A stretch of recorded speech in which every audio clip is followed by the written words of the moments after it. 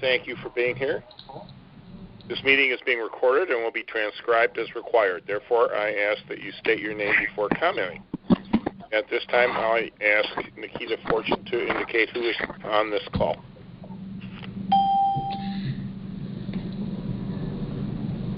Hi, this is Fred. Hi, Fred. How are you doing? Welcome. I think we're all set then. Yeah. Why don't we just identify ourselves, I guess. I'm Nils Olson, just for the record. This is Committee Member Jeanette Jurasek. Committee Member Fred Floss. Okay, we're all here.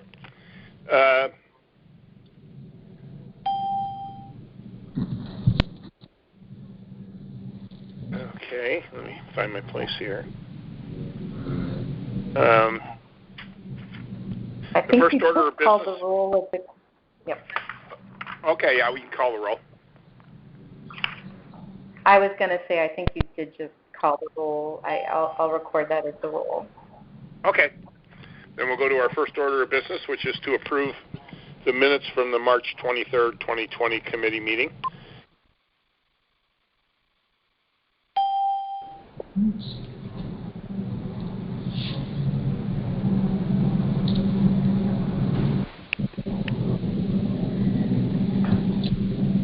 What's going on? Director Olson? Where'd he go? Okay, So moved. I can hear you. Okay. You muted everybody. Okay, I seem to be hearing muted and unmuted with some frequency. Unmute every. Yeah, I think we can unmute everybody on this one. There you go. There's just three of us. So we have a motion to approve the minutes. Is there a second? Second. Okay. Any discussion, changes, or additions to the minutes? Hearing none, all in favor to approve the minutes? Aye. Aye. Opposed? Okay. We have one agenda item remaining today, which is to review the final BFSA 2020-21 budget and the related 2021-2024 financial plan, and to recommend its approval to the full board. This past March, this committee approved the public posting of the draft budget and financial plan on the BFSA's website. No comments were submitted to the BFSA. The final budget and financial plan have been provided under tab 1 of the board book. Based on events pertaining to COVID-19, it was necessary to make certain adjustments to the preliminary budget, which I'll ask Jeanette to comment on. Thank you very much. This is Jeanette Robe, and I will preface my comments beginning with certain requirements related to budget reporting with New York State. The New York Code Rules and Regulations, Title II, and it's Part 203.8, it requires state public authorities to inform the state controller in writing at any point during the fiscal year when the CFO learns of the potential financial impact of any adverse development that would materially affect either the budget or the financial plan. So as of this past Monday, some literature and some guidance has been provided from the Office of the State Controller as it relates to adhering and meeting these requirements over the next year. And they have asked that in order to assist them, that we file budget impact templates with them on a quarterly basis moving forward over this next year as opposed to our usual annual basis. So I did want to preface my comments by that statement. So our preliminary budget was submitted to this committee on March 23rd during the beginning stages of the adverse economic impact from the COVID-19 situation. This situation is being monitored continually by our office. It was necessary to revise the budget to reflect the impact of COVID-19 on estimated revenues. Sales tax, as budgeted, now reflects a year-to-year decrease of 17.6% or $15.4 million. The forecast for 2020 has also been recast, and it is reduced by $10 million from our preliminary projection. The budget estimate for the prior year was conservatively developed, and therefore the year-to-year budgetary impact is not as severe. The forecast for the current fiscal year projects a year-to-year decrease in sales tax revenue of $2.8 million, or 3% for the year in city sales tax, and a corresponding $1.4 million, or also 3% for the district sales tax. 2019-20 was the first year that the state collected and remitted sales tax on Internet sales, which was subject to state legislation passed in 2019, and this has offset the losses encountered over the last quarter, which have been substantial. I'm just looking at the sales tax schedule to give you a kind of an idea of what has occurred over the last quarter. We saw sales tax beginning to decline with the second sales tax transmission in April, which is usually the middle of the month. And that was a slight decrease year to year of 2.5%. Since then, every sales tax transmission to us has declined from a low of 23% to a high of 36%. So it's been a very drastic reduction in sales tax over this last quarter. State aid in the budget is reduced by 20% to $129 million, and that's based on current estimates. With respect to operating expenses, salaries are further adjusted downward in anticipation of the economic impact to BFSA and reflects a 2% decrease year to year. The related payroll taxes reflect this reduction also, and although it's minor, I had proposed a small increase in professional development of $500 back in the March budget that since was brought to the same level as last year. Our operating budget totals $980,298 and represents a 1% decrease on a year-to-year basis, and this is in consideration of the expected economic downturn. Are there any questions that I can try to answer?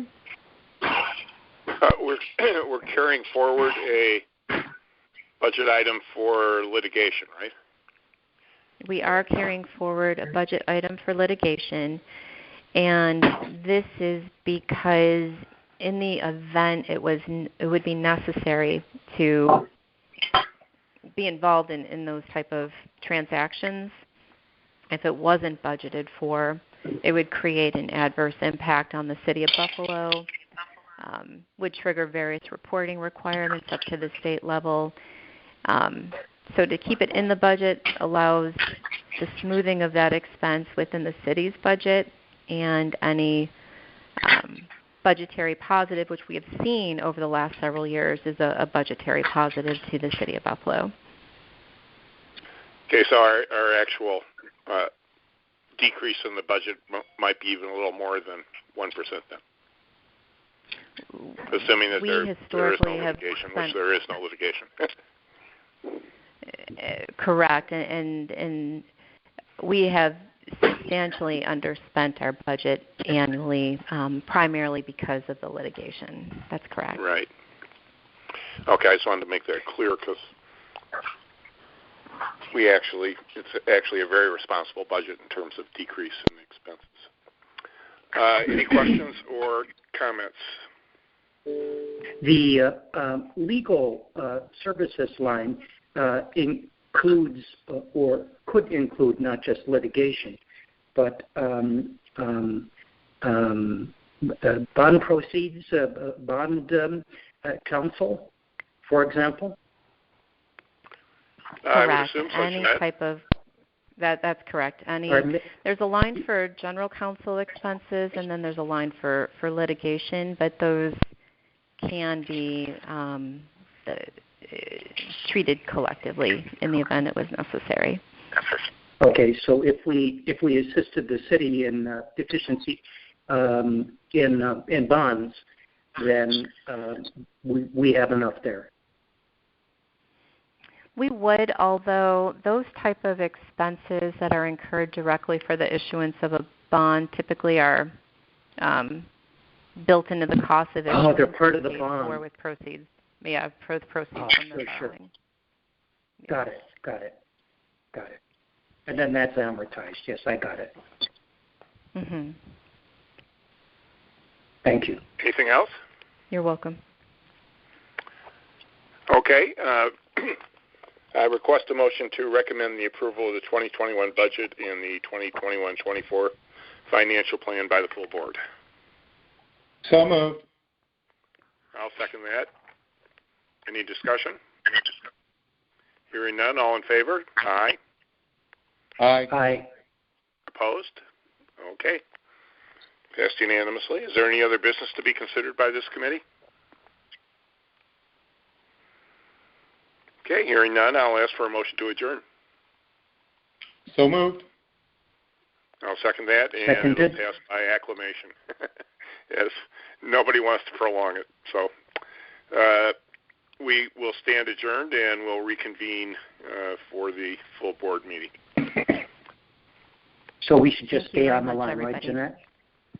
Yeah. Jeanette? You could stay on the line, or Additionally, an invitation was extended to council members to meet with our board, and Council Member Wyatt will be meeting with us today.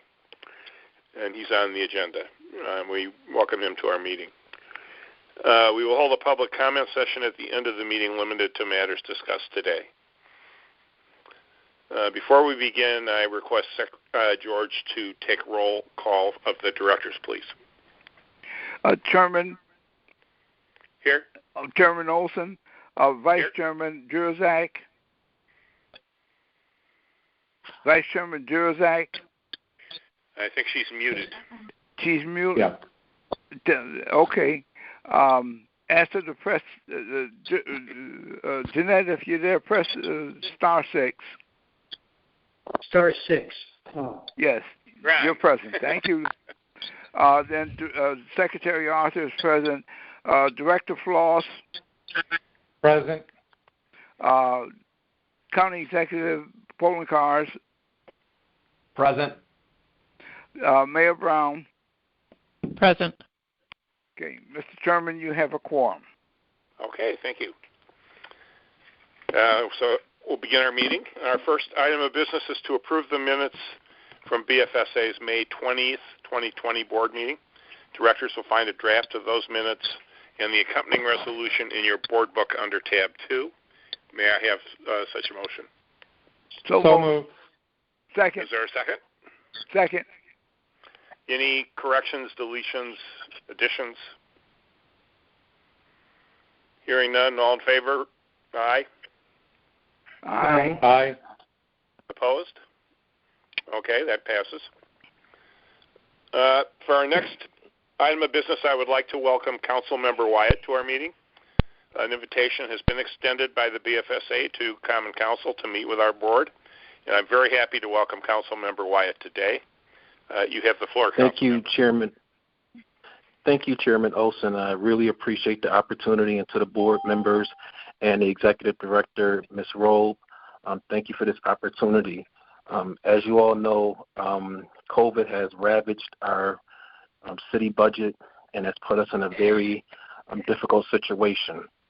However, I don't think that it was only COVID that has put us in that situation. I think part of it has been a lot to do with sometimes poor planning and not really effectively looking at some of the real issues. One of the issues that I've been concerned with over the last couple of years is the lack of revenue. We've been booking budgets of about $400+ million. However, over the last 3 years, we've only returned or received $475 million on average. So we continue to book budgets and book revenues that are not really planned and looked at in the best way fiscally. As a finance person, many times when you look at finances, you look at a trend. And it seems as though sometimes when we look at those things, we don't look at those trends. Our revenues have not been clearly stated. There's been a lot of consternation over the last couple of years with the council members as we've approved budgets And as you all may be aware, myself and Councilmember Bowman, who's on the line, did not support this year's budget because of the uncertainties. So I'm very, very thankful because of the uncharted waters and some of the difficulties, I am really hopeful that we can work more closely with this honorable body so that we can make very sound decisions. Unfortunately, we have not had the best communications with the administration. You all got a revised plan that we never even got. And so it's things like that that's very challenging for us. And again, working with your honorable body and in the controller's office, which has been great in getting us information. We know that this is an unsettling time. As you may be aware, we received a notice from the governor's office that our AIM money is going to be cut by 20%, something that we were concerned about, but we always got this information that they were confident we're going to get this. We're confident we're going to get the federal money. We're confident we're going to get the money from the Senecas. And every time we're told that confidently, we always doubt because it hasn't happened as of yet. So I'm dealing with the issue of the reality of where we are. We need good information because we are in a very uncertain, uncharted waters. And so for me, I know that the previous chairman of finance may not have had the best opinion of the BFSA, but I'm of the opinion that I believe that from the meetings that I've seen and watched, you have the best information. So we want to utilize your expertise for us to make sound decisions. We want the administration to be included as well. But thus far, we have not gotten very good information from them. But I'm hopeful that going forward, because of the situation that gets more and more dire, that we can coalesce around one another, around one city, to make sure, again, that our decisions are very sound and we do the best to protect the services for the residents of the city of Buffalo. I don't have time for politics. Again, I've not been a politician all my life, only about 6 years. Most of my background is in finance, so I deal with the reality of what's coming before me, what I can see, what I can kind of estimate, and what's real and not what's fake. We've been hearing over and over again that we're going to get this $65 million from the federal government, and we've been told, we've heard from the president, we heard from Mitch McConnell that was not going to happen. So for me and for some of my colleagues, we thought that our best approach would be to make some concessions and make some other plans, and not just one plan. We need to have several plans because there's another issue that the COVID may come back in the fall or in the winter. So we just can't go with one game plan. I believe we have to have several game plans to really minimize the situation. We were not ready for COVID, unfortunately, but I hope that we can learn from this lesson to prepare ourselves better for the fall because we know that right now the water is very choppy. We do not want to sink. We want to try to survive. And again, your honorable body could be hugely helpful, and I'm really looking forward to working more closely with you as we navigate through this tumultuous time. Thank you, Mr. Chairman. Absolutely, thank you. I think to a person, the authority is in agreement with you that it's extremely important for us to be working with not only the administration but also the council and comptroller to work our way through this in the best possible way while maintaining essential services for the residents of Buffalo. So we really appreciate your coming and willingness to work with us. Mr. Chairman? Any questions or comments for the council person? Yes, Mr. Chairman? Yes, George. Can I ask him, did in his deliberations, in the council's deliberations, what recommendations did the council staff make to them for changes, or did they make any? What were the recommendations that came from staff? Okay, we didn't officially make any recommendations, so unfortunately we're tied up in an issue regarding obtaining a attorney for the Common Council. But what we would like to see, some of us would have liked to see some cuts on the table, some realistic cuts. What I'm asking, council member, did your staff review the budget recommendations coming from the mayor? Yes, we reviewed the budget, yes. the council staff, and did the council staff make any recommendations such as, did you talk about any property tax increase or any? The reason I ask that is that because the council, can raise revenue. Mm-hmm. And did you all consider raising any revenues this year? No, that wasn't a conversation.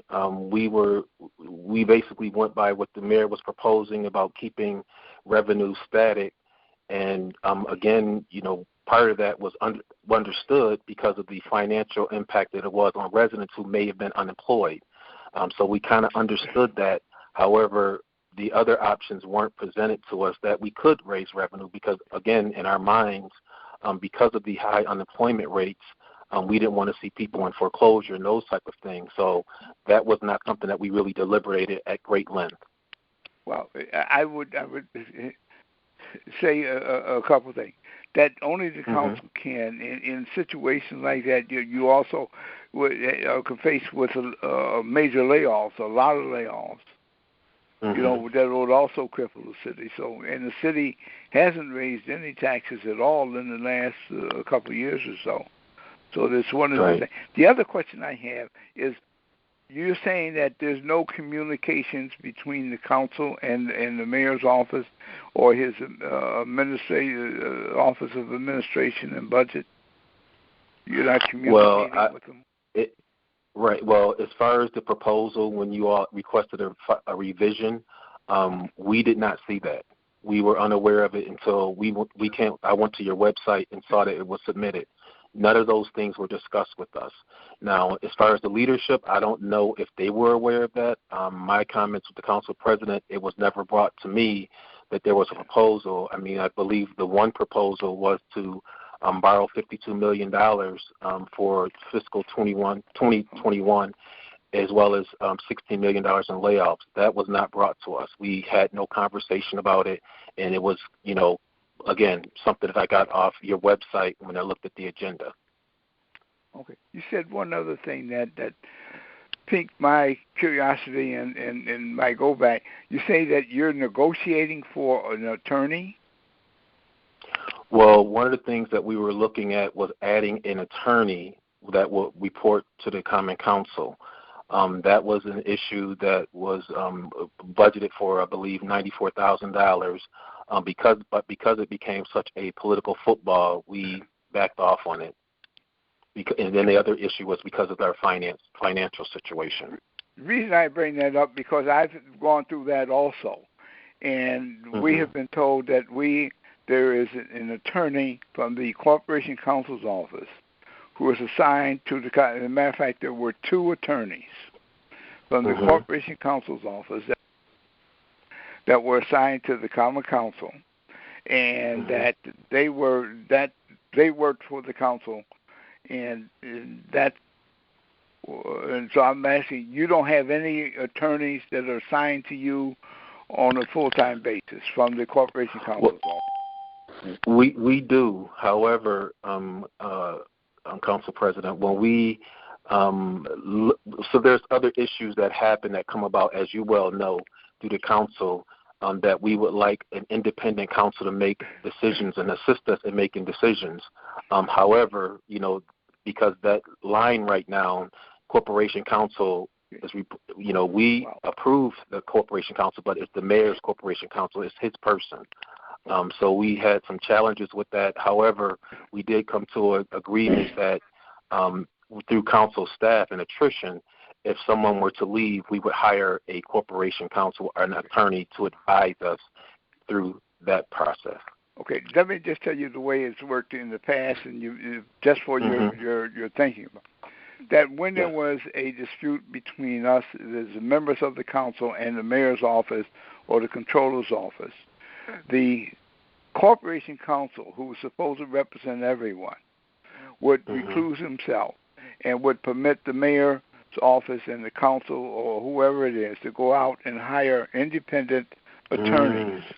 And that they would pay the bill. The corporation counsel would negotiate the fee of the attorneys, and then they would have separate attorneys so that the corporation counsel was not put into the position of having to say that he represents the mayor over the council, whatever, because his duties,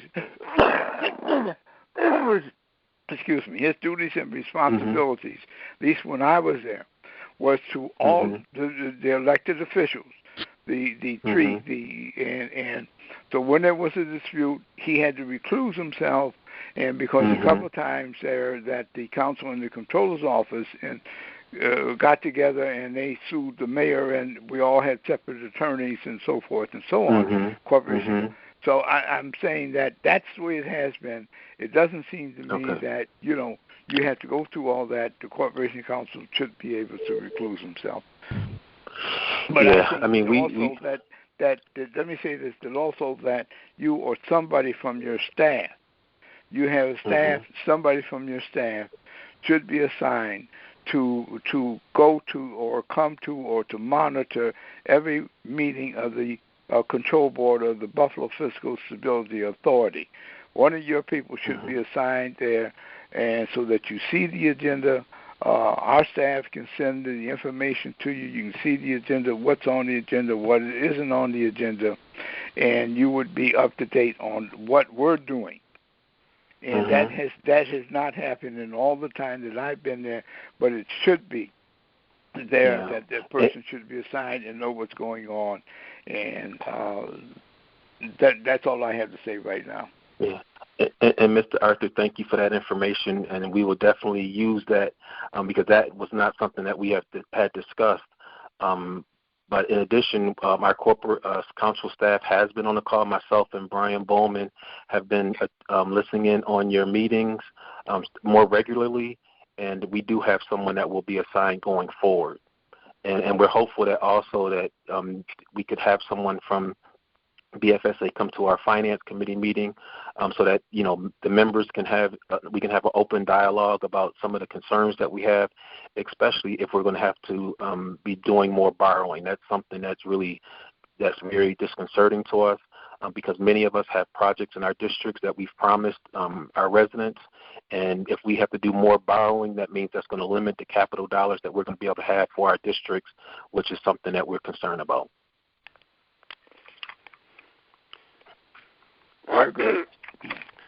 This is Nils Olson. I would only echo George's comments, particularly on the importance of all three engaged institutions working together, the administration, the controller, and the council. And we are here, I think we've always interpreted our role as trying to provide the best information and assistance that we can to the decision makers. We're obviously an unelected body. We don't make policy, but we try very hard to work with you and make recommendations, answer any questions that you may have. So it's encouraging to have your participation, and you or anyone else from the council certainly welcome to come and appear at our meetings at any time. We really welcome it and appreciate it. Okay. Thank you very much, Chairman. Absolutely. I would agree with George, too, that having experienced the problems of having SUNY counsel representing an institution or an individual within the institution, it's always important to have your own lawyer. Yes, it is. Yeah. And the disputes come up, and that's why the Corporation Counsel's Office, who's there to represent all of the elected officials, and even as far as the board separate themselves, and they go and they have their own attorney. Yeah. No, that's right. Because obviously, if there's a dispute, they can't sit in the middle of it. Yeah. Right. And fortunately for us, we have had good representation. Mr. Ball has done a fantastic job for us, and our corporation counsel, who's been assigned to us, a young lady who's done another fantastic job. But there comes those times when we can request that we're concerned about. One of them coming up right now is as we deliberate through police reform, and we're discussing about a citizens review body.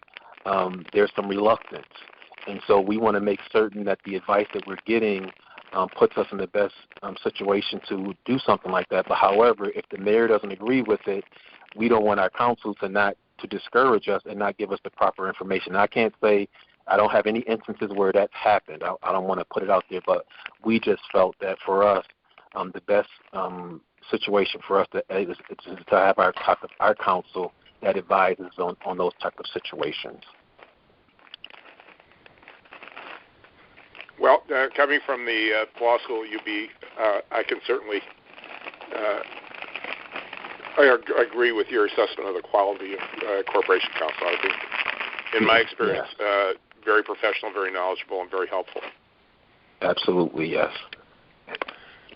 Okay, any other questions for the councilman? Okay, hearing none, our next item is to review the proposed deficit note to be issued on behalf of the City of Buffalo prior to the end of the current fiscal year of June 30th. Items related to this matter have been provided to you under tab 3 and include a copy of the submission from the City Controller to the Council, in addition to various communications between the BFSA Executive Director and the City Controller regarding the financial comparison of a BFSA issue to a City of Buffalo issue. Jeanette will discuss this item with us. Good afternoon, and thank you for your time this afternoon. The City is proposing to issue a deficit note in the current fiscal year to fund revenue deficiencies due to the COVID pandemic.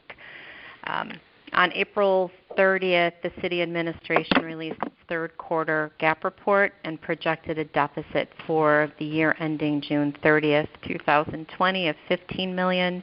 The City Controller is proposing a deficit finance in the amount of $18 million. The City intends to close this transaction prior to June 30th. There is a draft term sheet that was provided to you in your board books, and I will review the key considerations with you. It's a pretty straightforward transaction. It's a direct placement with JP Chase.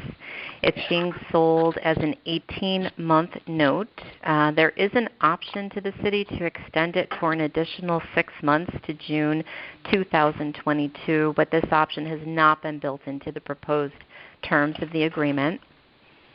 The cost of issuance, which consist of financial advisor and bond counsel, fees are estimated at $21,700 and would be paid for by proceeds of the financing.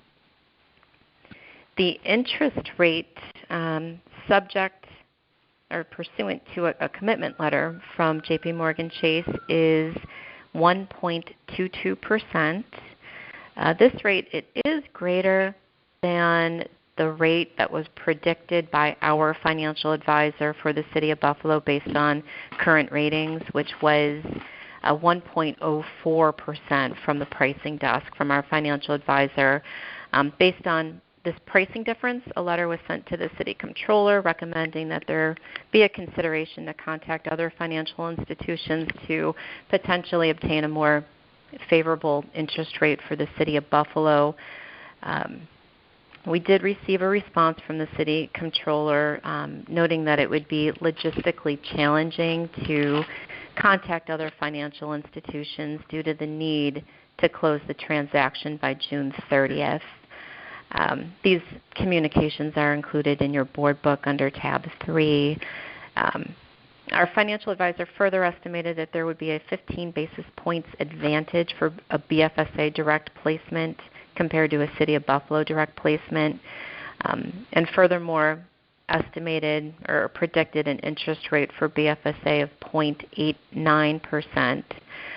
This translates into a cost advantage ranging between $40,000 if you're looking at just the 15 basis point spread, or if you're looking at the spread between an estimated 0.89% interest rate for BFSA versus the 1.22% as committed by JP Morgan to the City of 1.22%, the amount goes up to $88,000 for a cost difference.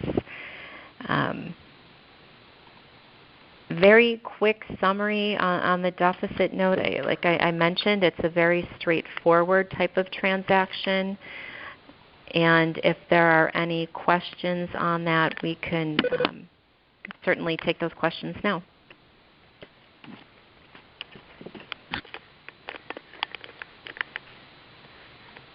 Any questions for Jeanette? Discussion?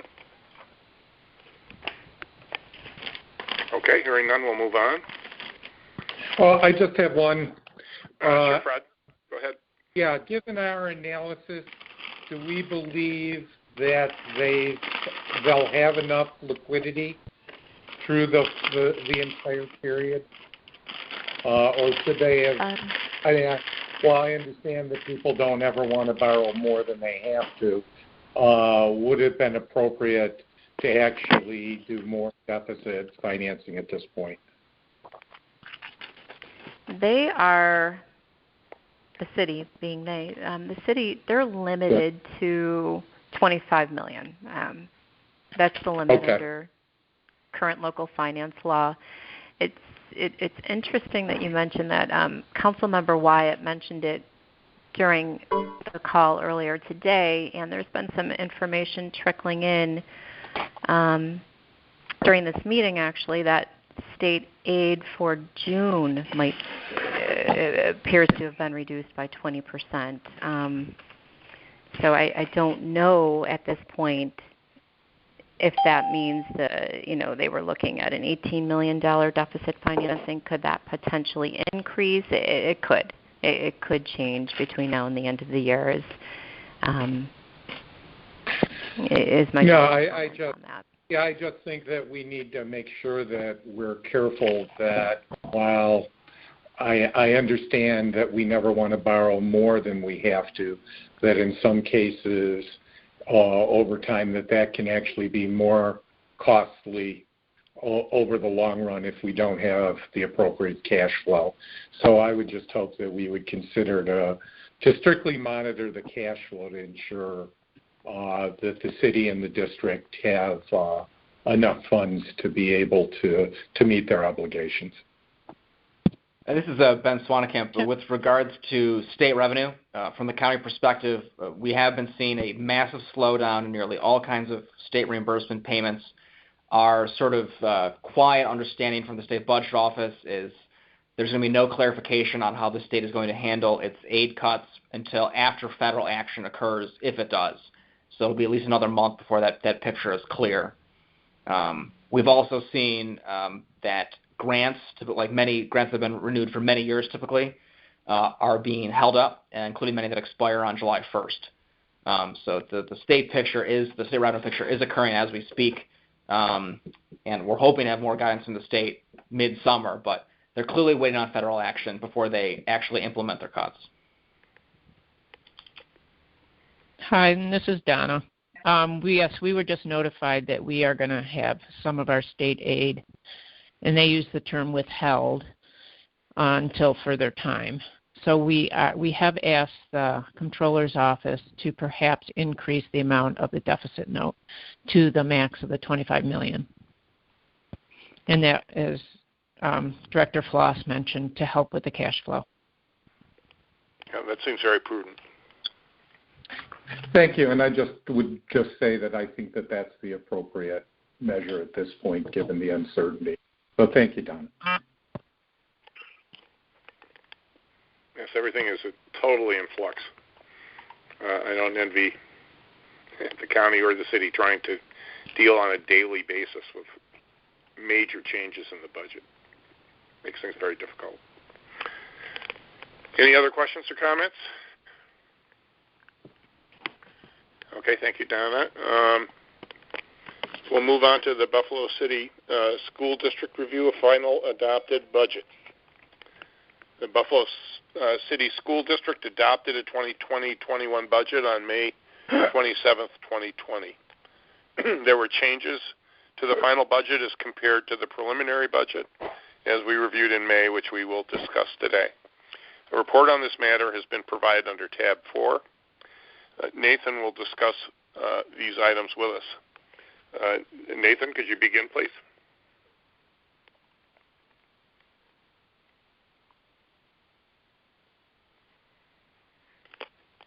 Is Nathan muted? Nathan, you may be muted. You have to hit *6. Thank you.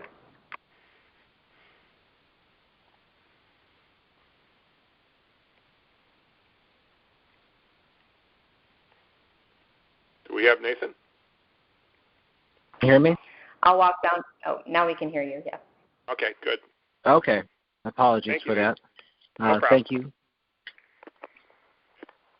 So good afternoon, everyone. The following is a summary of the Buffalo City School District's recommended budget to adopted budget changes. Everyone has a copy of the slide presentation, so just to help follow the material, I'll indicate which slide I am to begin the conversation.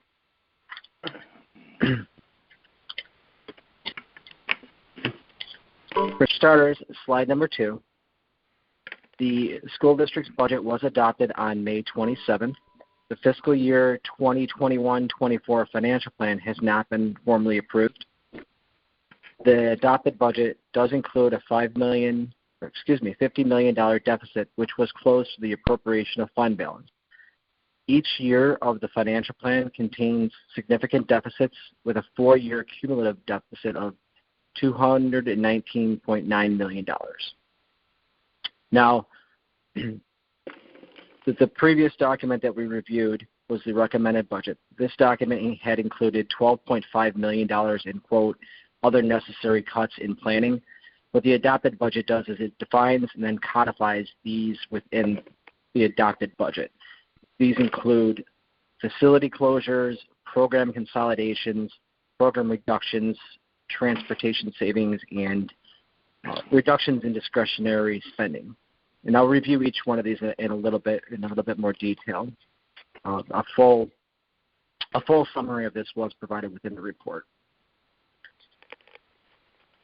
Slide number 3. General fund revenues total $904.7 million in the adopted budget. In this slide, the recommended and the adopted are identical to one another. The adopted budget shows the most current, up-to-date estimates for general fund revenues. Slide number 4. New York State's finances have been deeply impacted by both the pandemic and the ensuing recession. The state enacted budget included a pandemic adjustment, which was an overall adjustment to all school districts.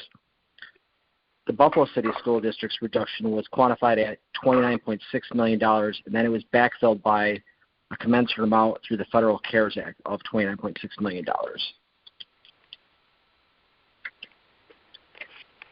Slide number 5. The level of school state aid may be reduced further from what has already been provided within the New York State enacted budget. The State Director of Budget is authorized to determine whether or not the enacted budget is balanced during 3 measurement periods.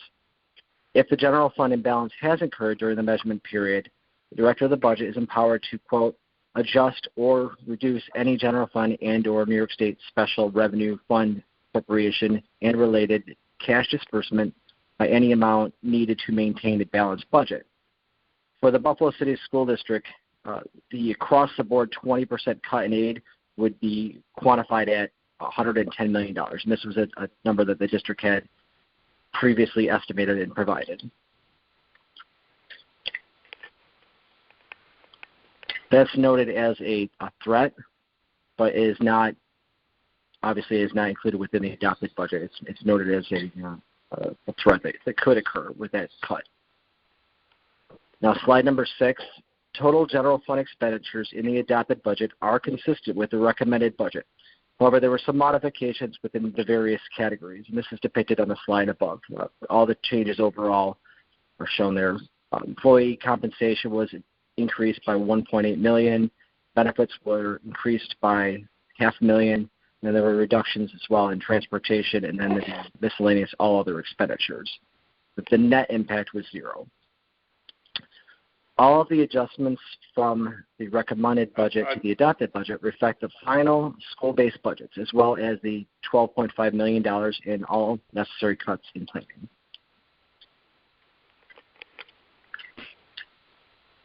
Slide number 7. This slide depicts the total employee compensation and budgeted level of full-time equivalent positions. The adopted budget included $1.8 million in additional employee compensation as compared to the recommended budget.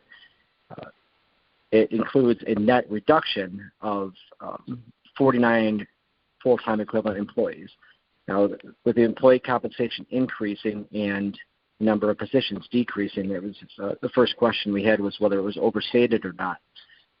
Moving on to slide number 8, the analysis did determine that the individual employee compensation lines were somewhat overstated given the employee compensation that they currently receive as well as the contractual terms. The district increased the average salaries in the final iteration of the budget just to be conservative. If actual employee compensation expenditures are less than budget, budgetary transfers will occur throughout the school year to other areas of need. And one area is that the superintendent intends to reallocate unspent funds to other schools to ensure equitable funding throughout the district.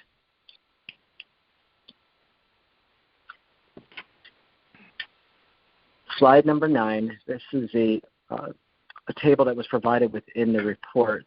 This breaks down the various $12.5 million in other reductions.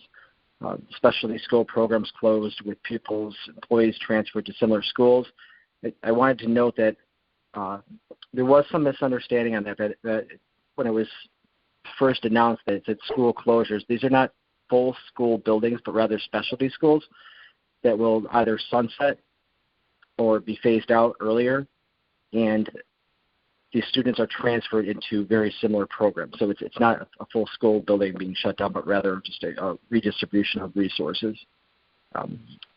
There were changes within special education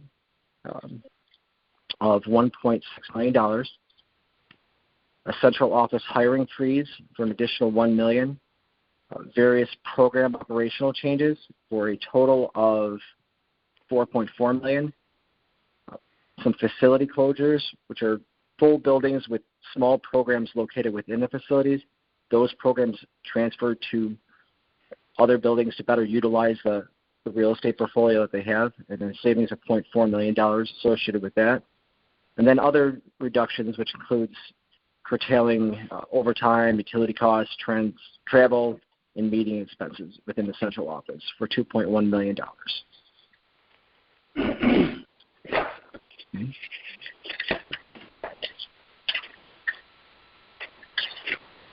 Okay, so for slide number 10, we have our conclusions following the review and analysis of the adopted budget.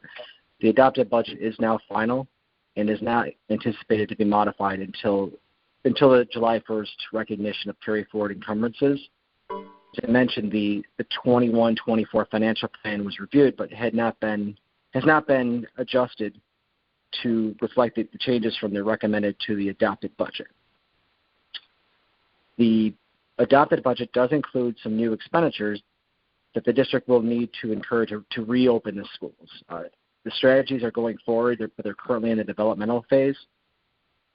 Buffalo City School District, like every other school district across the state, is waiting for specific guidance from New York State Education Department. This is anticipated in early to mid-July. So the actual plan to reopen the schools will impact the adopted budget once the unknown knowns are known. The final page, slide number 11, the 2021 general fund revenues have not been adjusted and reflect the most up-to-date projections. The general fund expenditure categories have been adjusted, but in total, the budget was unchanged. The 2021 budget staffing has decreased by a net of 49 full-time equivalent positions to 4,852. General fund employee compensation and benefits were largely increased despite the reduction of the positions. And we discussed that was to provide for budgetary changes throughout the year as needed. The final conclusion is that the budget's adopted, but the 2021-24 financial plan was not formally adopted, and it would be staff's recommendation that to formally adopt that document as well. And that concludes my brief overview of the changes between the adopted budget. Okay, we'll open it up for questions. I have a couple to start. Is the decrease in busing costs driven by online learning and the need then to bus fewer students? Yes, there is a program that is now anticipated to be virtual rather than physical on-site. So there's some bus transportation savings from that. Does it also reflect the fact that when they reopen, they're going to probably have to maintain social distancing on the buses, which means fewer students on each bus? It probably means more buses. That seems very, very likely. That's not included within the savings in the adopted budget. That would be something that would be in the developmental plan. There may very well be additional transportation needs just to be able to provide for the social distancing, but that hasn't been quantified yet within the plan. Yeah, I would assume that there's, while they've identified funds for reopening, that some of the costs could be quite extreme, particularly if classrooms, the number of students in a classroom is reduced. That would seem to argue result in more classes being taught, and if so, then that's obviously also an additional fairly significant expense. The special education decreases, is that the result of it anticipated decrease in the number of students receiving special education services? It is not. It's reduce the number of self-contained classrooms and special education chairs. I assume they couldn't do that unless the number of students is reduced. There are a few things that are going on there. The district provided some additional material on that. One of the changes of service was that the high school SAA classes are moving from the 611 to the 811 model, except for the behavioral focus classes. Okay. There's a lot going on with that, but one of the items would be to consolidate classes from 12 to 10 and reduce with a reduction of 2 teachers by doing that. Right. And the savings associated with that were the 2 full-time equivalent teachers. There's quite a bit more, but that's essentially what's going on. It's consolidating classes. Hi, this is Fred. Can I just jump in on sure, this go ahead, special Fred. ed? Is there any other monies for restarting special ed, given all of the difficulties that these students are going to have coming back into school after such a long layoff? I'm assuming that there'd be large transitional costs and actually the need for additional probably teachers just to take care of that transition period. Is any of that there? This budget is based on the traditional model of reopening. They've indicated that this is certainly something that will need to be developed, but as it stands right now, nothing has been identified specifically for that other than the need to adjust the budget as needed once guidance is received. Yeah, I would certainly echo Fred's concerns. It seems like this is a group of students that's probably been most dramatically affected but by the loss of face-to-face teaching and the move to some sort of distance learning. I can't imagine doing special education services online very effectively. So I would assume that it's going to create a greater need, particularly for that group of self-contained students. Also, it's unfortunate do we know to see is there any? Yeah, go ahead. Is there any model for catching students back up to get them to grade level? And what were the costs of those as we start to, both for special ed and I guess for the obviously other school district students?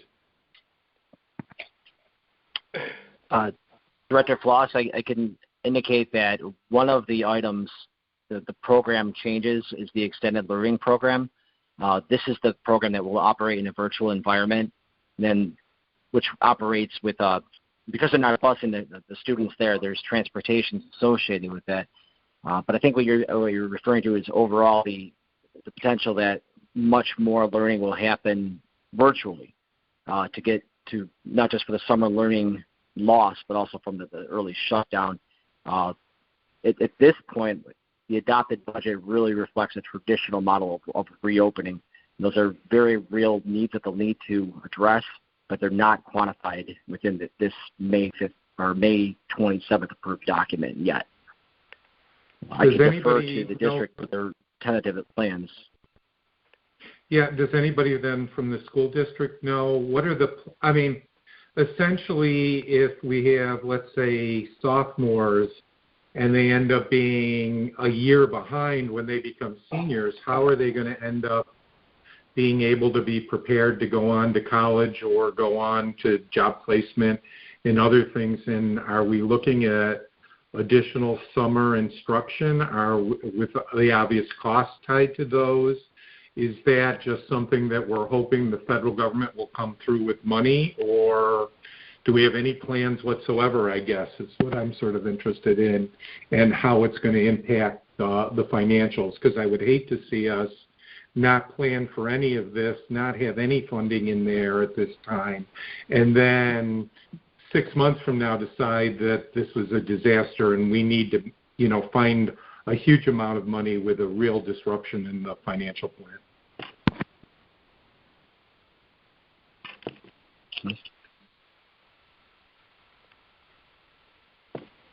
Chair Olson? Yes. Would it be appropriate to receive an update from school district officials on their plans to reopen? Yeah, that would be very helpful.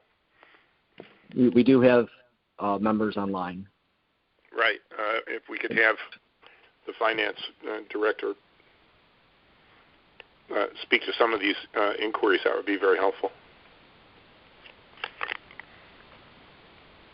Can we do that? As a reminder to unmute *6, please. Pardon? And just as a reminder to those folks to hit *6. Yeah. Hi, this is Jeff Pritchard, the CFO for the Board of Education. So the questions that you all are asking are the same questions that we're asking. It's the same questions that every single school district in the entire country is asking. So we're working pretty much nonstop and round the clock to figure out what school is going to look like next year. And to be honest, no one knows, is school going to start in September? Are we going to be remote in September? Are we going to start school and maybe have to then go remote a month or two later? So all of these things are really in flux right now. We have some flexibility built into the budget to address additional costs that are going to come. Obviously, there's a large stimulus packet that the House passed that the Senate has not looked at that is really the main one that's going to address a lot of the funding needs for school districts. But, I wish I had all the answers. I can't speak to some of the instructional things about how we're going to get students back up, special ed students back up to grade level. That's certainly something that maybe our special ed department can, but a lot of this right now is figuring out what school is even going to look like to start with. And again, this is across, across the country. So there are no, even schools, for instance, I'm on weekly meetings with fellow CFOs and operations folks from across the country, in all the large school districts, the Council of Great City School Districts, and there's schools that are opening up in a little over a month, and they still don't even know if they're going to be in person, in remote, some combination thereof. So these are things that, are constantly consuming us, night and day. So I wish I had more, that we had a plan, we know exactly how this is going to go. But unfortunately, that's just not something we have right now that I can really share with the group here. you're all certainly very underpaid for what's being asked. Has there been any evaluation of the effectiveness of the online teaching that occurred this year in terms of the number of students who participated and the level of participation? I don't have that information. That's something I can ask about. Sure, if you would, that'd be great. I know just from my own perspective, I have two children that go to Buffalo Public Schools, and they were working on assignments every day. Every week there were several online sessions. My older daughter had, she got her computer from school. My younger one uses stuff that we have at home, but they were on calls with their teachers, not just their homeroom teachers, but their other special area teachers. When I saw those, I could see there were a lot of other little kids online. So, I know that's, I don't know that we're the norm, but it seems like from folks that I've talked to, students were very interested in staying in touch with as much as they can, their peers, their teachers. I think that's in large part. Now, I know in some instances, technology is a barrier. Our IT department, I think, has worked tirelessly to try and make sure that technology was available to students. Hotspots were available for students that didn't have internet connections. So, anecdotally, I think things look good, but I can see if there's something more formal that we have. And it may be something that may take some time to gather. I just don't know. That's just not my wheelhouse, so I'm not sure what data we have on that. But right. I'll certainly ask. I understand. I think the concern here is obviously the lower income students, lack of technology, lack of connectivity. So I think it would be useful to get, if the district, once things settle down a little, could take a look at the effectiveness of this, especially if it's going to have to continue into the new school year. Because at least from my experience, and it's obviously a very different experience, the level of online learning is considerably variable depending on student interest, technological capabilities, time. And sometimes you need someone looking over the shoulder to make sure they're on, and that isn't always available either. So the school's in a very difficult situation, obviously, but it would be useful to get some sense of those questions, because I suspect that some level of online instruction is likely to be the norm for a while. I can appreciate the fact that working on the budget is probably taking up all of your time. So you don't have right. No, evaluations. Yeah, but and there's obviously folks that know a lot more on these areas that can speak to them. But the social and emotional, cost and impact on students is significant. And again, anecdotally, I could tell because I know my kids miss seeing their friends and their teacher. It's not exactly a fun situation. So, there's both student learning, but then the social and emotional well-being of the students as well is something, and that may be even more difficult to calculate or to measure, but certainly maybe more more of a prominent issue going forward, especially with some of the little kids. So, what does the budget look like with respect to non-instructional social workers, psychologists, and others who will probably be needed more than ever once this starts out? So most of those positions, and again, as Nathan had mentioned, most of the budget, because it's the only information we had, was really how education looked before. For the most part, most schools that made decisions on what type of positions to include kept things somewhat static. So in terms of psychologists, social workers, guidance, things like that, those for the most part were relatively flat. A couple might have gone up, a couple down from the prior year. But that's an area, especially as we start to figure out where we are, that, there is, the ability for the superintendent to kind of allocate resources to some of those areas as needed, as we really can define the issues and can define where, where we need to put more of these supports. Do you have a line in the budget or something that will allow you to have the flexibility for either the social workers or, as we were just talking about, the need for maybe additional teachers to bring people up to speed? If we're going to talk about this as being a priority, then you would hope that there would be at least a line in the budget where you could move money to, and you may not know how much it's going to be, but that if we believe that this is an important area, that it should at least be represented in the budget so that you do have the flexibility. And I guess I'm a little concerned when we talk about the sociologists and nurses and others that might be needed, that it was done on a school-by-school basis as opposed to, and maybe I just misunderstand. So was this done, and maybe I should ask it this way, was it done on a district-wide level to see what need was and how we were going to address that, or was it done school-by-school where they just brought the budgets and brought them up? It's a little bit of both. So on the second question, there are departments that are in charge overall of sort of the student support. Schools themselves, though, have the ability within their school-based budget allocation to add more of some of these positions than would sort of just be assigned by the department itself. So it's kind of both.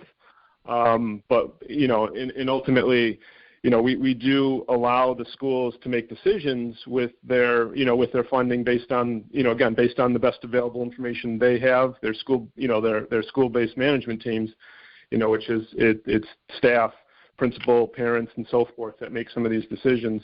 Other things, though, the departments themselves, when they see a need, will advocate and will push for things. And again, ultimately a lot of it comes down to the superintendent. Where a need is identified, I think he's in the best position of anyone to decide where to allocate sort of scarce resources. To your first question, there is a contingency in the budget, and unfortunately, I'm at home and I don't have it right in front of me what that number is. But we include a contingency in the budget, and we've also not allocated all of the staff positions that we have in the budget. So there are some positions that are essentially unallocated at this point that could be converted into, if needed, for additional special ed teachers, or depending on if we have to reduce class size in the lower grades, could be allocated towards that. So there is within the budget that was adopted flexibility to do that. And ultimately, we've, as a district, I think we've done a good job of building up fund balance reserves over the last several years when times were good. If we have to, we may have to come back to our board and say, we're going to need to invest more money here to restart schools. So that's also an option. That's not in the budget, but that is something that the district could do if needed. And again, we'll find out because things change very quickly with what we're hearing our peer districts are doing and what guidance that we're getting from the state. So, and also just based on what's happening in the world with coronavirus.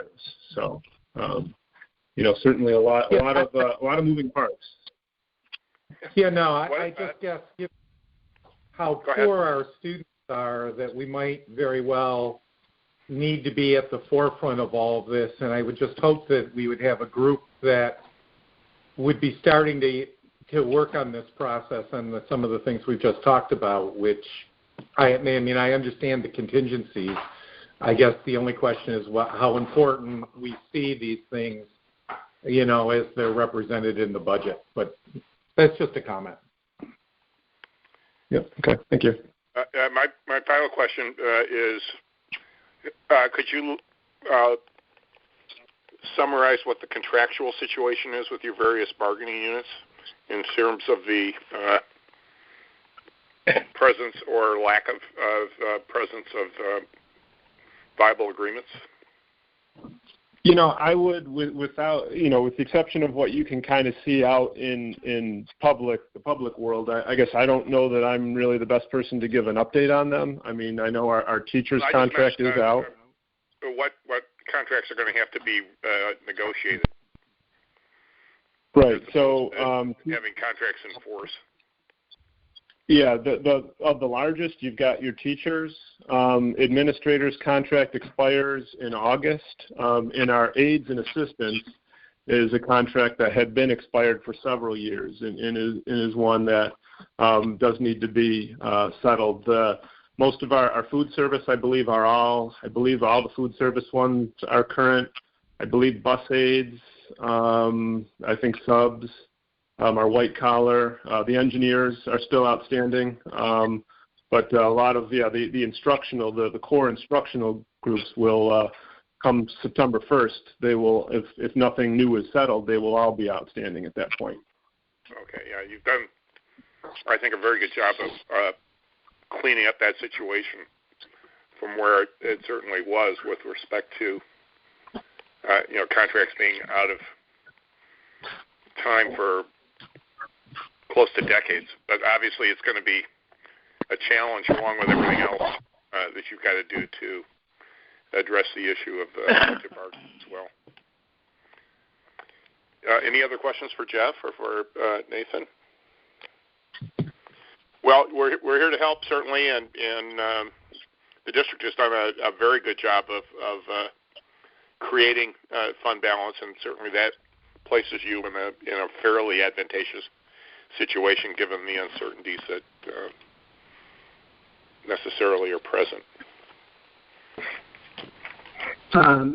Chairman Niels, this is Director Jeanette, and yes, Jeanette. I think I have, it's probably most appropriate right now.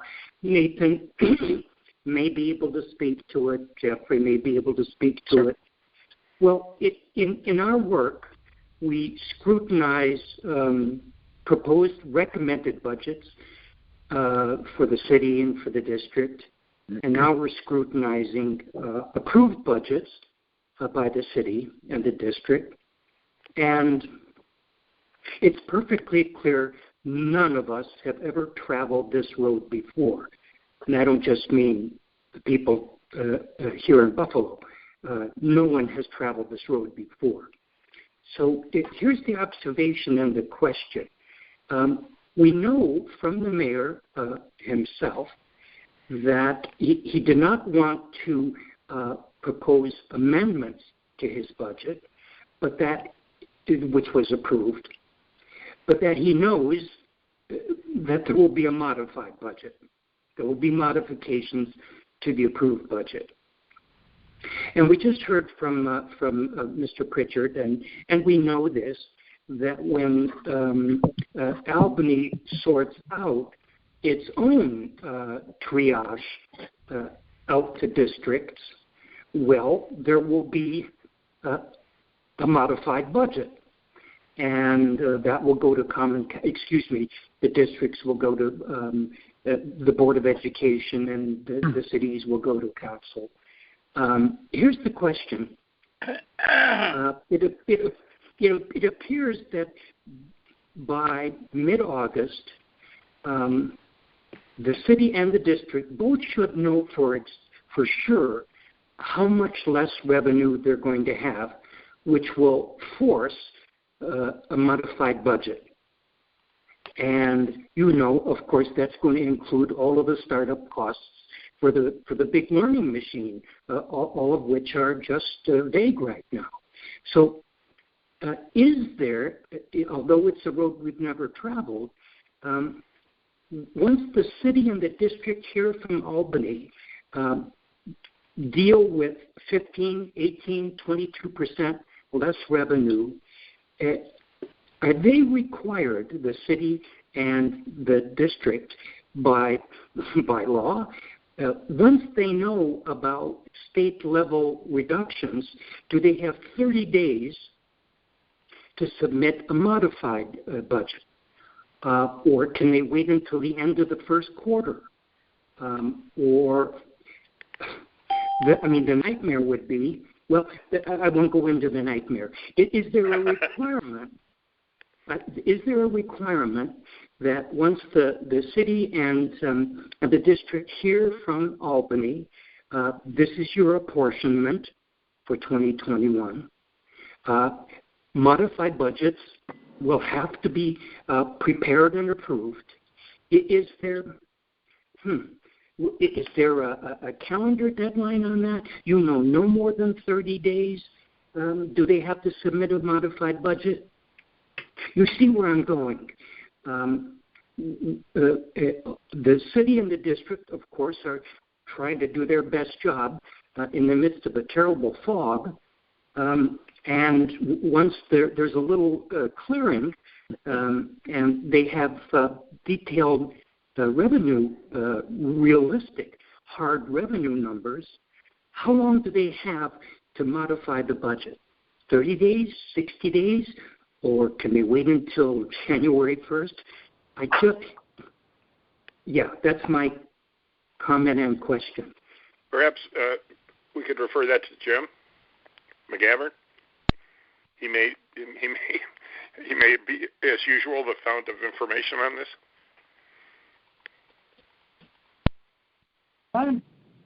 Okay. There is not a specified time. However, the BFSA can set a time by which the covered organization can comply, and but there's some fairly loose language when it appears revenues will not be sufficient. When does that appear? There's a fair amount of discretion on both sides that is built in. But the one thing that is clear, I think, is that if the BFSA does make a determination that a budget modification is required, that it can set a timetable for a response.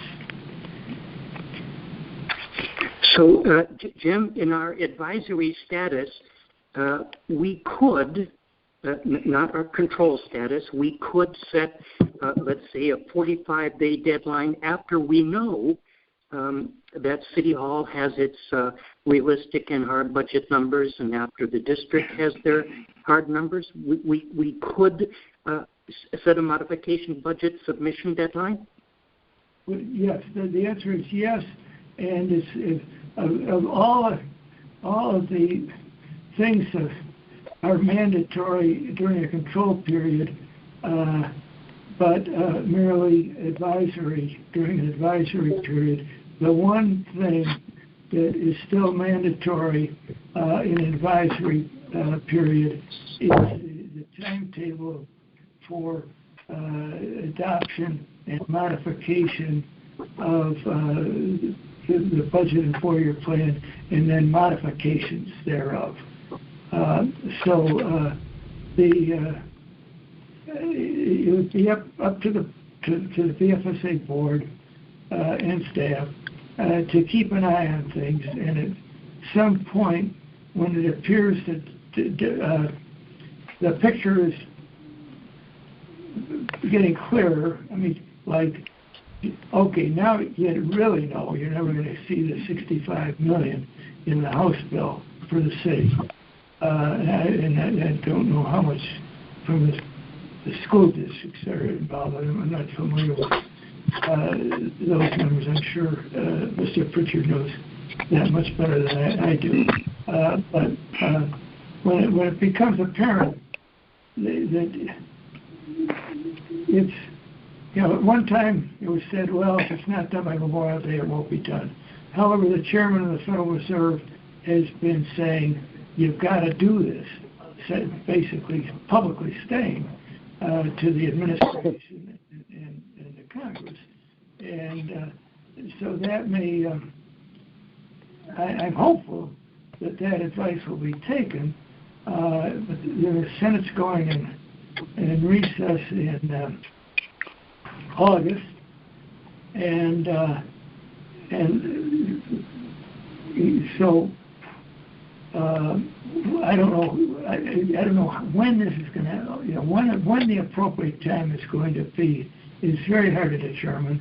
And in the meanwhile, the impact of the COVID virus and the shutdown and the continuing effects of that shutdown on the economy and how slow it is, fast or slow it is for the economy to be coming to regain its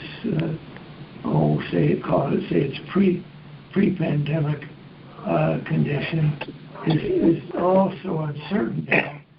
I think the best thing we can say is that it'll be up to the both the city and the school district, the other code organizations, and for BFSA to keep their eye on all this and keep the matter under continuing discussion, even amongst them. As Councilman Rashid Wyatt was suggesting earlier, and very people weighed in on that, to have a continuing deliberative, consultative process going on. I think as things unfold, and so that the BFSA and the city controller's office, the council, the mayor's office, administration are constantly deliberating on this and being alert all the time. A budget modification may be required. And remember that we're part of our plan is to request action by the state legislature to authorize the BFSA to issue bonds to fund the city's operating deficits in the next couple of years, say 3-4 years, as it did at the inception of the BFSA. So, and when is the legislature going to act on that? Or when do we get a definitive yes or no? So this, all that is, I think, in the mix of factors that have to be considered. But to get the most direct answer I can say is the BFSA can at any time step in and require, I mean, if the conditions are met, but they're going to be met every day because this is very clear. No, that's it, almost. The city's this is the last item. Out of balance, or at least in the city's case, it's out of balance and will continue to be so for the foreseeable future. That's kind of long-winded. I hope it answers the question, though. Well, Chairman Niels, Jim's counsel was heightened vigilance of the fact that modifications will be necessary. Yeah. And that we can, that we have the authority to propose required modifications be filed as soon as reasonably appropriate.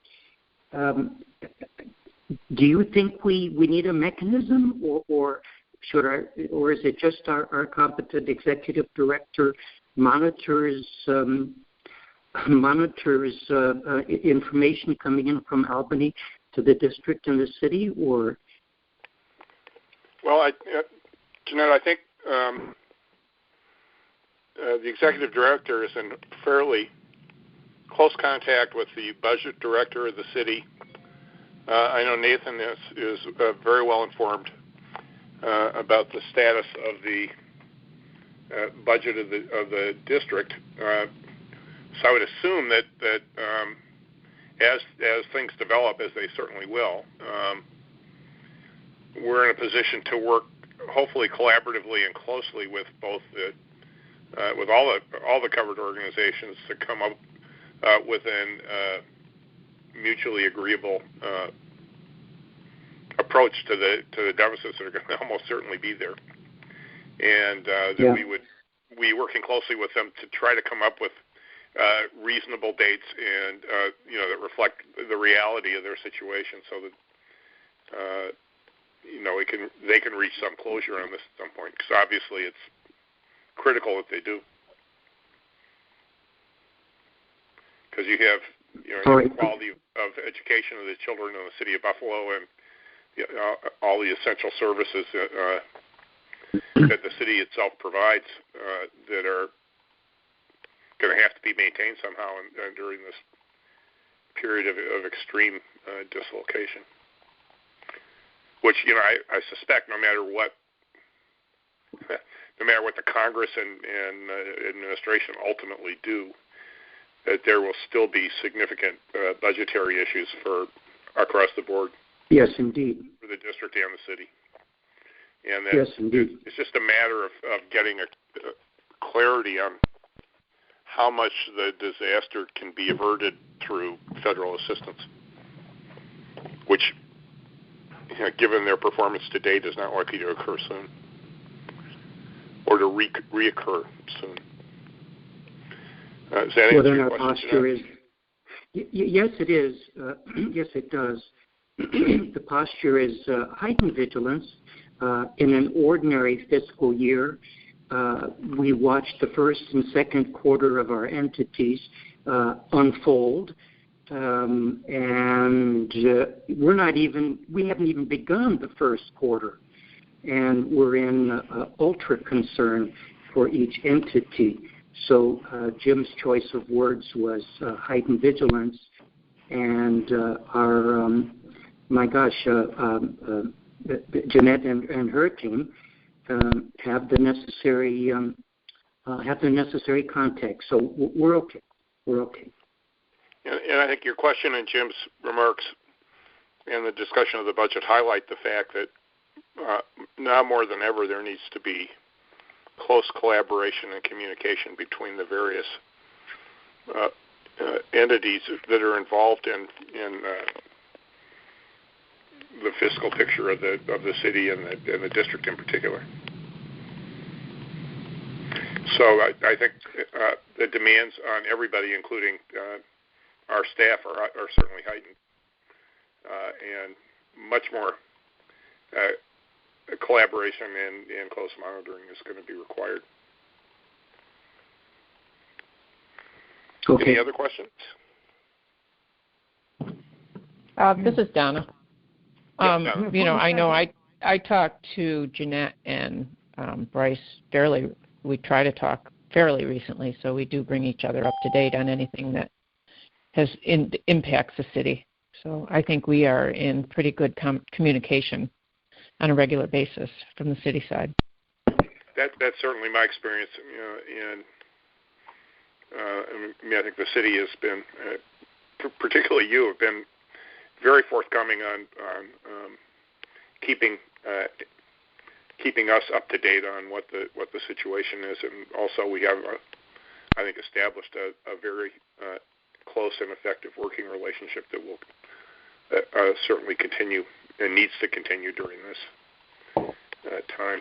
Well, as does Jeanette have a good relationship with Mr. Pritchard, and it is perfectly clear we have effective, respectful, functioning relations with all of the budget makers and budget deciders. I know that. Luckily, we have that. My concern was, as I said, what event, what knowledge will require the preparation of a modified budget, and we'll just watch and see.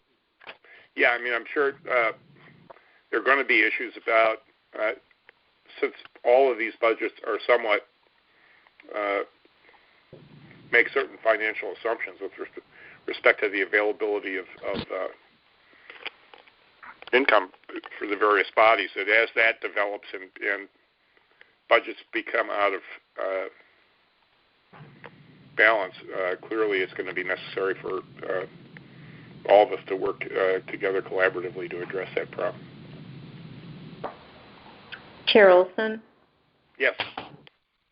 This is Jeanette Robe. I just thought I'd add to the dialogue that, and I agree with everything that I'm listening to. I think Donna and I speak regularly and update each other on events, and we hold very, very good, thoughtful conversations. A triggering event, so to speak, that we have built into our existing BFSA Act is the required quarterly reporting as well. Right. That requires within 30 days after every quarter a budget report. So presumably, if there are, things that were not shaken out in between the reporting periods that would be captured in the quarterly reporting. In fact, I believe we've kind of used that quarterly reporting to trigger a financial plan modification requirement in the past. It's worked pretty effectively. I know we're working with totally different circumstances than we've ever worked with before, and we'll certainly monitor that as we move forward. I'm not suggesting that the quarterly reporting is the right timing. I'm just bringing it up as another set of timing that's available to the board. Right, and also, Thank you. Given our close engagement with the city and our continuing monitor of the district, if these things occur at an off time, we certainly will be informed about them and be able to react as necessary as we have so far with respect to special meetings and close collaboration. So I have every expectation that although the demands on everybody involved are much higher, the system is as structured, is flexible enough to deal even with this level of uncertainty. Any other question? Okay, we'll now move on to BFSA items. Our first item is to consider a resolution requiring the submission of a final budget and financial plan by the mayor to the BFSA. The draft resolution was provided to you by email earlier today.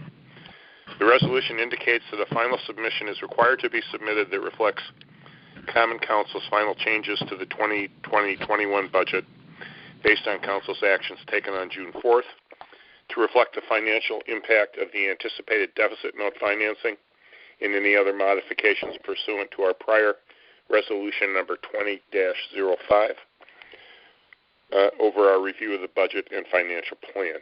It requires the submission to occur no later than June 30th, 2020. May I have a motion to approve this resolution?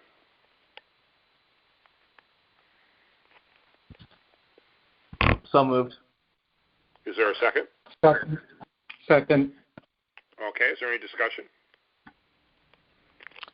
Chair Olson, this is Don Estrich. I will be abstaining from this vote. Okay. Don, Sure. Does that timing work for you? Yes, the timing works for us, but per the mayor, he still feels comfortable with the budget as presented. Yeah, no, I understand that, and okay. Certainly respect his opinion on it. Yes, further June discussion? 30th. Yeah. Hopefully the picture will be at least a little clearer, although I doubt it.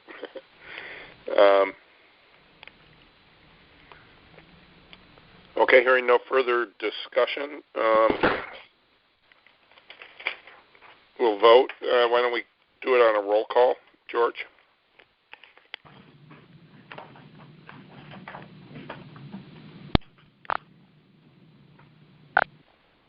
Well, I guess I can do it. Mr. Chairman? Yes. You asked for a roll call? Yes, and I'm voting yes. Okay.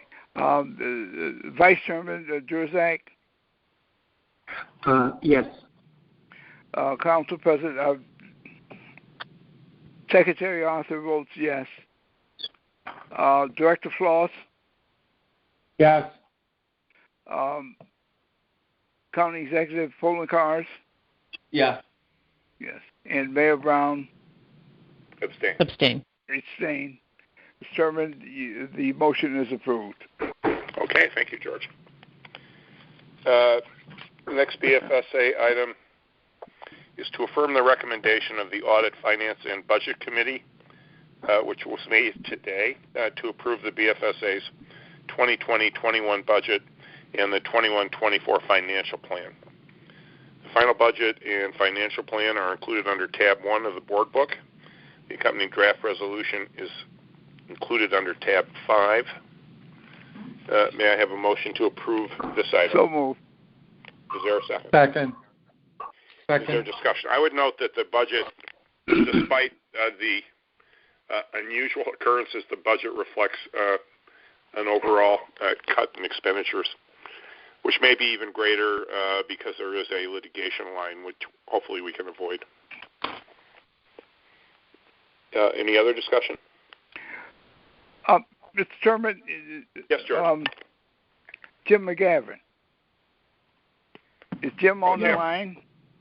Jim, you and I had a discussion. And can you hear me? Yes, I can. Oh, okay. I'm inquiring about our discussion. You were going to have something for submission today. Were you were able to get that together, or you understand, or what? Well, I was prepared if we didn't have 5 votes.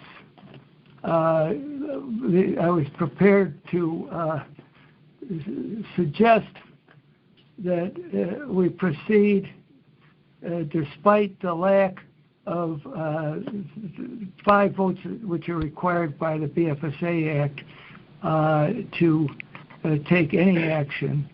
But if we only have 4 votes, the deliberations today are still a matter of record, and they're still useful as showing what the issues are and the containing ideas, at least, for coping as best we all can with a really extraordinary situation. And that if we eventually we got to issue a report to the state. There is no deadline for that. That is to the no. What I'm getting at, Jim, is that no, I'm talking about the amendment to the bylaws. Well, I don't. No, we approved the item today, but you were going to have an item that was going to be filed for us to be able to discuss and to deliberate over. You know, I know what you're saying about. Okay, George, I didn't really understand that, but okay. I think we can't. There's no way we can reduce. Jim, I don't agree with you. Let you and I talk again, because I think the statutes do permit us to amend the bylaws and amend the statute. Well, yeah, but there's an exception clause in the statute. Okay. The exception clause is what you're talking about in the bylaws. The bylaws. No,